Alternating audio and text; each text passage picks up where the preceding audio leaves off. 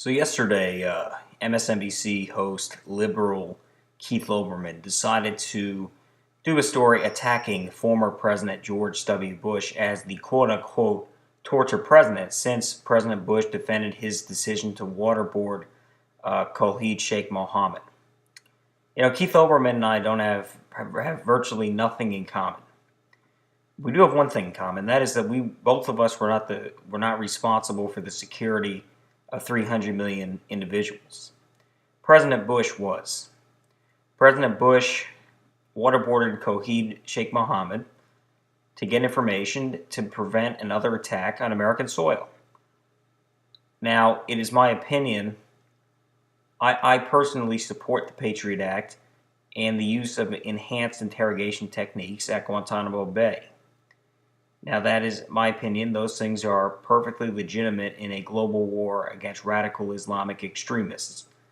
But it is a fact that President Bush's policies have helped prevent further attacks on American soil.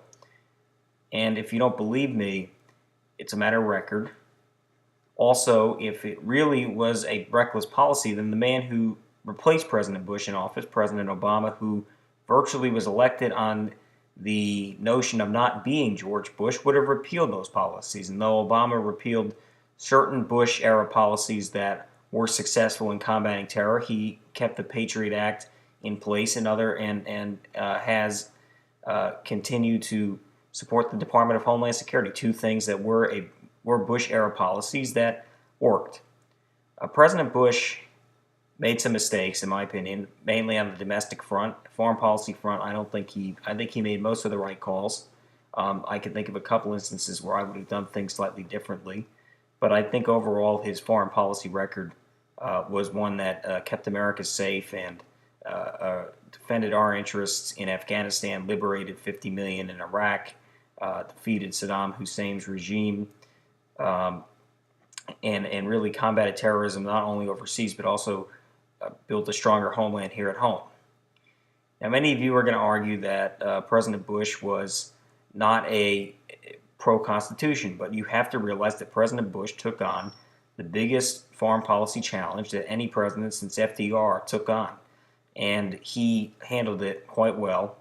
I know that Dick Cheney has attacked President Bush since leaving office, and frankly, Dick Cheney has stabbed George Bush in the back, and I think Dick Cheney owes President Bush an apology. I don't think Dick Cheney's been respectful.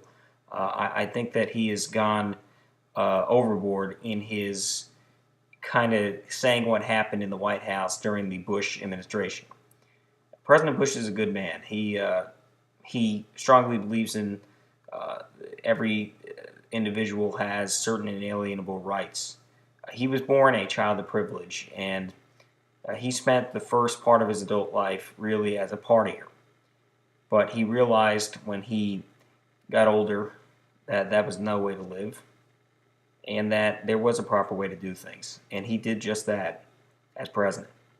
I believe that he made most of the right decisions, at least on foreign affairs, some of the right decisions here at home, like on education and taxes, but I also think on spending and the role of government, I think he made several mistakes.